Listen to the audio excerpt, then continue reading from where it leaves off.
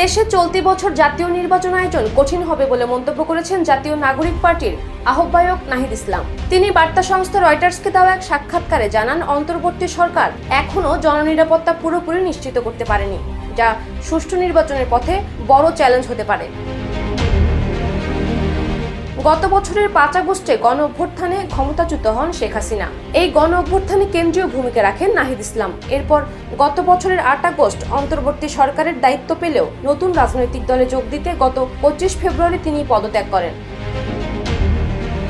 অন্তর্বর্তী সরকারের প্রধান উপদেষ্টা ডক্টর মোহাম্মদ ইউনূস সম্প্রতি জানান, এ বছরের শেষে বা দেশ জুড়ে তোলপাড় ওয়ালটন ফ্রিজ কিনে আপনিও হয়ে যেতে পারেন মিলেনিয়ার।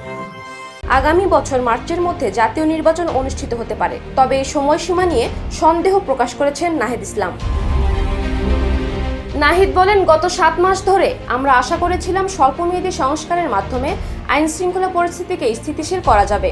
কিছুটা উন্নতি হলেও তা প্রত্যাশিত পর্যায়ে পৌঁছায়নি। বর্তমান পরিস্থিতিতে জাতীয় নির্বাচন আয়োজন সম্ভব নয় বলে আমি মনে করি। এনসিপির প্রধান হিসেবে দায়িত্ব নেওয়ার পর এটি নাহিদের প্রথম আন্তর্জাতিক গণমাধ্যমে দেওয়া সাক্ষাৎকার।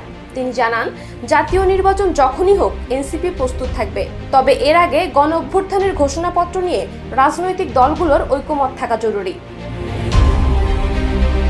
তিনি আরো বলেন, আমরা যদি 1 মাসের মধ্যে ঐকমত্যে পৌঁছাতে পারি তাহলে নির্বাচন দ্রুত আয়োজন সম্ভব, কিন্তু বেশি সময় লাগলে নির্বাচনও পিছিয়ে যাবে।